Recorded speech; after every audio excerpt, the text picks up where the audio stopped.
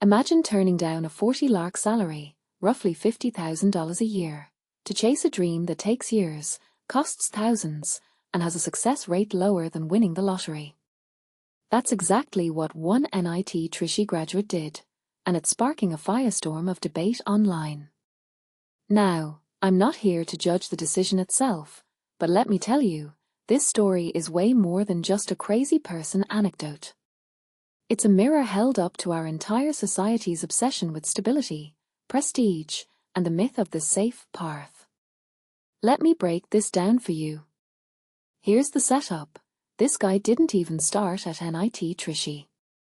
He was in a Tier 3 college, realized it was a dead end, and then, get this, he decided to reappear for JE while still in his first semester of B.Tech.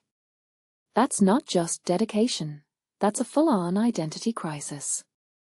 He's like the human version of a video game character who resets the level mid-game because the original wasn't good enough. And guess what? He cracked it. He got into NIT Trichy, graduated with a CS degree, and then, poof, rejected a 40 LPA offer to go prep for UPSC in Delhi. Why? Because he believed in his own potential so fiercely that he was willing to bet everything on a gamble that most people would call insane. Now, let's talk about the 40 LPA number.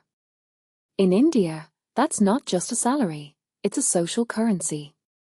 It's the kind of money that lets you live comfortably, pay off your parents' debts, and maybe even start a family without worrying about rent. But here's the kicker, this guy didn't just walk away from money.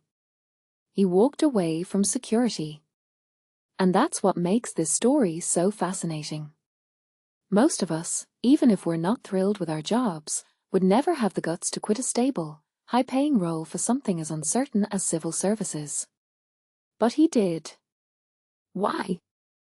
Because he saw the 40 LPA offer not as a victory, but as a trap, a life of coding and deadlines that would never let him fully escape the 9-to-5 grind. That's a mindset shift I find absolutely wild. It's like choosing to climb Mount Everest instead of accepting a penthouse in New York City. Then there's the UPSC angle. Preparing for that exam is a full-time job in itself. It's years of studying, mocks, and mental endurance. And yet, he's choosing this over a career where he could have been earning 6 figures in a year. What does that say about the value he places on public service? Or is it just another form of status seeking? I mean, UPSC officers are revered in India, but is that reverence worth sacrificing a lucrative career?